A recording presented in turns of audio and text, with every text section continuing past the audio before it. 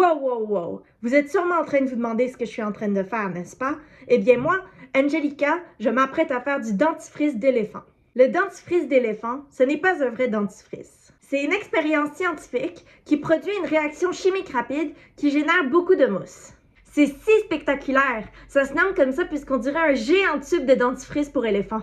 Mais comment ça fonctionne?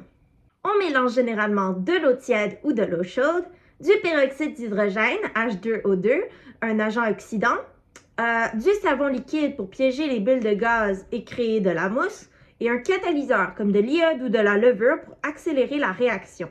Ça sonne compliqué, mais laissez-moi vous expliquer chaque ingrédient et leur rôle. Bon, commençons. Un agent oxydant est une substance chimique qui aime voler les électrons d'autres molécules lors d'une réaction. Les électrons, ce sont des toutes petites particules chargées négativement présentes autour du noyau des atomes. Imaginez un atome comme un mini-système solaire. Au centre, le noyau contient des protons chargés positivement et des neutrons qui sont sans charge. Tout autour, les électrons tournent comme des planètes autour du Soleil. Les électrons sont essentiels pour l'électricité, la formation des molécules et les réactions chimiques. Globalement, les électrons bougent et s'échangent lors des réactions chimiques, comme dans le dentifrice d'éléphant. Un catalyseur, lui, est une substance qui accélère une réaction chimique sans être consommée. Pensez à cet exemple simple. Si je laisse un glaçon sur le comptoir ou si je mets un glaçon dans un verre d'eau chaude, le glaçon du verre d'eau chaude va fondre beaucoup plus vite que celui sur le comptoir. Donc, l'eau chaude agit un petit peu comme un catalyseur. Mais c'est quoi le rapport avec le dentifrice d'éléphant? Le peroxyde d'hydrogène se décompose naturellement en eau et en oxygène, mais très lentement. La levure contient une enzyme appelée catalase qui agit comme un catalyseur biologique. Elle accélère la décomposition du peroxyde d'hydrogène sans être détruite. Pour faire simple, le catalyseur rend la réaction beaucoup plus rapide, ce qui permet à la mousse d'arriver beaucoup plus rapidement. Mais wow là, je suis passée rapidement sur le terme catalase. La catalase est une enzyme, c'est-à-dire une protéine spéciale créée par les êtres vivants afin d'accélérer certaines réactions chimiques. Elle décompose le peroxyde d'hydrogène en eau et en oxygène. Mais pourquoi? Le peroxyde d'hydrogène est toxique pour nos cellules, alors la catalase le décompose rapidement afin de protéger notre corps. En résumé, la catalase accélère la décomposition du peroxyde d'hydrogène, libérant beaucoup d'oxygène formant de la mousse. Mais pourquoi ça crée de la mousse? Le savon liquide, un des ingrédients de la réaction, est amphiphile. Une partie du savon est hydrophile, elle aime l'eau, et l'autre partie est hydrophobe. Elle repousse l'eau, mais elle aime l'huile. Quand le peroxyde d'hydrogène se décompose, il produit des bulles d'oxygène.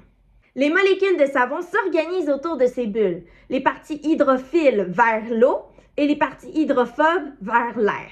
Cela retient le gaz qui crée une mousse massive et stable qui déborde du récipient.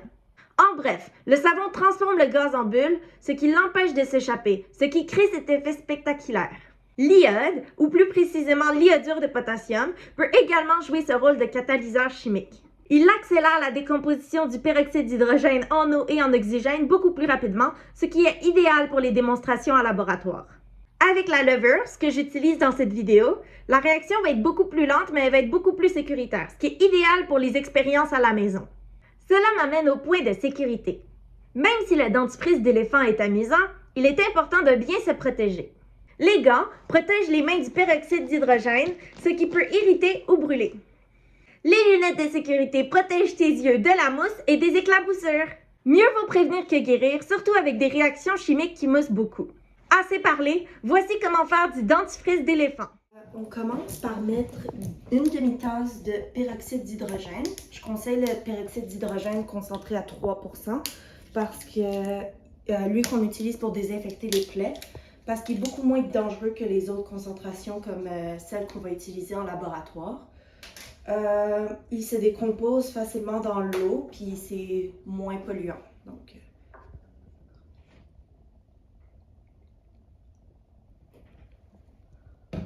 puis on met ça directement dans la bouteille. Je pense que je vais prendre ça.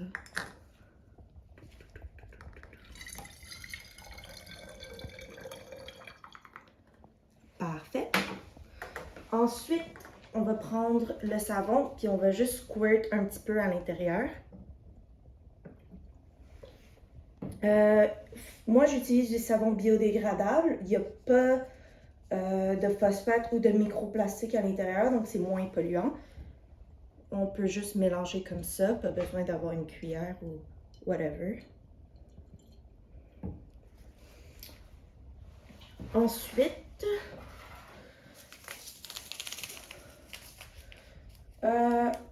tu peux prendre une cuillère ou une pochette de levure. Prends de la levure sec de boulanger plutôt que de l'iode de potassium parce que la levure est 100% naturelle et elle est non toxique, elle est biodégradable. Donc, tu peux le mettre dans n'importe quel récipient avec 3 cuillères d'eau chaude ou d'eau température pièce. Puis on va la mélanger pendant environ 30 secondes, juste pour que la levure un peu commence à réagir.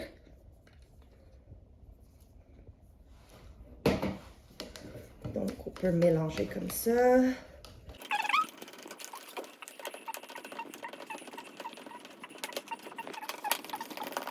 Là, comme vous pouvez voir, c'est un peu solide, c'est pas assez liquide, fait que j'ai rajouté un peu plus d'eau.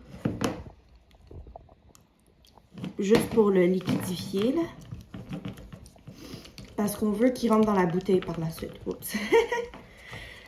Tout ce que j'utilise n'est pas toxique, donc c'est pas grave si tu en éclabousses un peu partout. Mais c'est important, une fois que la réaction soit réagie, que tu sois protégé avec des gants et des lunettes, comme j'explique plus tôt dans la vidéo. Bon. Là, ça devrait fonctionner.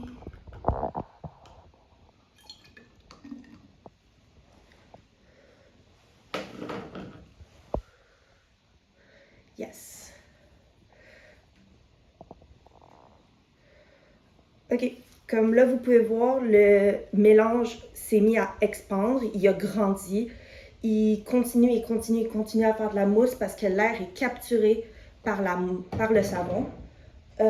Si je touche la mousse, là, je recommande de toucher avec des gants, mais on peut constater que la mousse, elle est chaude.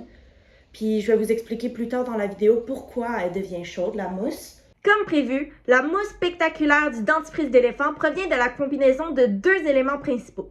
1.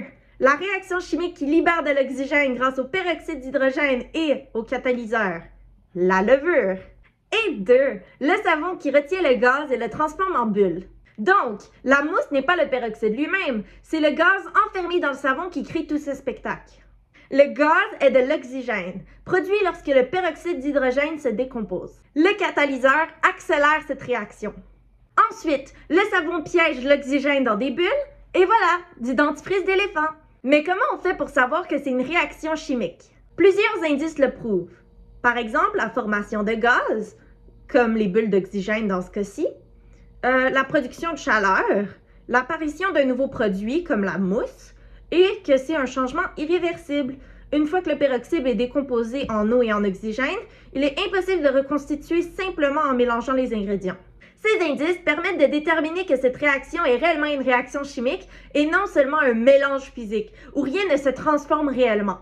Maintenant qu'on sait que c'est une réaction chimique, on va se demander c'est quel type de réaction chimique. Tout d'abord, on peut dire que c'est une réaction exothermique. Une réaction exothermique est une réaction qui dégage de la chaleur. Dans le cas de cette expérience, la mousse était chaude au toucher. Deuxièmement, on peut dire que c'était une réaction catalytique. Une réaction catalytique, c'est une réaction où est-ce qu'il y a un catalyseur qui est mis en jeu lors de la réaction et qui n'est pas consommé par la réaction. Dans ce cas-ci, c'était la levure, la catalase, qui agissait comme un catalyseur. Et finalement, on peut dire que c'est une réaction de décomposition. Une réaction où une substance se sépare en 2 ou en plusieurs produits. Dans ce cas-ci, le peroxyde d'hydrogène, H2O2, se décompose en eau, H2O, et en oxygène, O2. En résumé, le dentifrice d'éléphant est une réaction chimique qui est à la fois exothermique, qui dégage de la chaleur, catalytique, qui est accélérée par un catalyseur, et de décomposition. Le peroxyde se sépare en eau et en oxygène. Maintenant viennent les questions intéressantes. Si on mettait plus de levure, qu'est-ce qui arriverait à la réaction? Est-ce qu'il y aurait plus de mousse? Et pourquoi? Je vous laisse quelques secondes pour y réfléchir.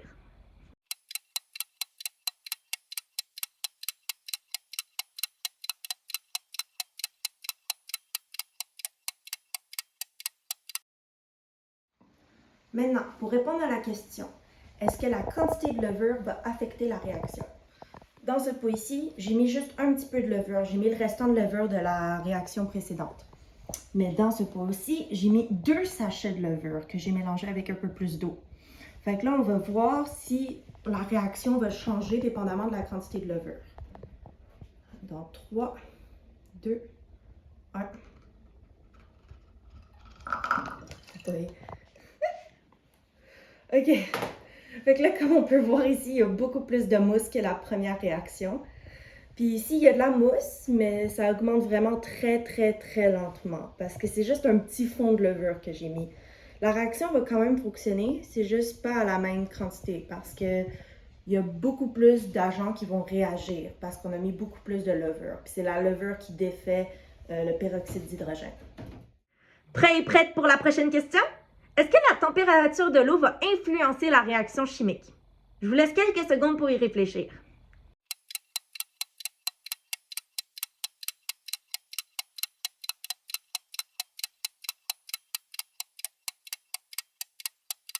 Donc, pour répondre à la deuxième question, dans ce pot-ci, j'ai mis de l'eau froide avec ma levure.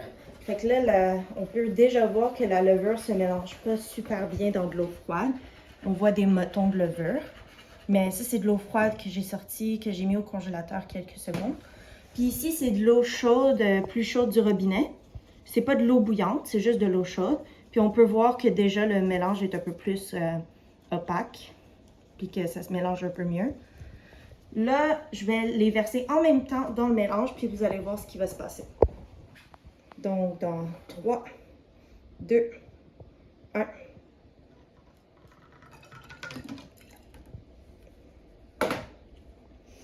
Donc, comme on peut voir, la réaction se fait toutes les deux également. C'est juste que de ce côté-là, elle va se faire plus rapidement que de ce côté-là parce que l'eau est plus chaude et donc les molécules vont bouger beaucoup plus rapidement, ce qui va faire accélérer la réaction. En gros, l'eau chaude et l'eau tiède donnent plus d'énergie aux enzymes de catalase, ce qui rend la réaction plus efficace. Attention, si l'eau est trop chaude, elle peut détruire la catalase, ce qui rendra la réaction beaucoup plus lente ou même nulle. Fun fact, si tu as utilisé les mêmes ingrédients que moi, tu peux réutiliser la mousse pour arroser tes plantes. Le savon et la levure diluée ne sont pas dangereux pour le jardin. C'est pour cette raison que je n'ai pas mis de colorant. En résumé, le dentifrice d'éléphant, c'est juste la décomposition du peroxyde d'hydrogène. Je suis vraiment contente d'avoir fait cette expérience avec vous.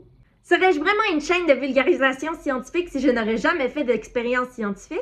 Est-ce que vous allez essayer cette expérience chez vous? Si cette vidéo t'a plu, n'oublie pas de liker, de t'abonner et de partager avec tes amis. Vous avez des questions? Laissez un commentaire, ça me fera plaisir de vous lire. Et si tu as des idées de sujets pour mes prochaines vidéos, tu peux aussi les laisser en commentaire. On pourra les explorer ensemble. Merci d'avoir regardé et à très vite!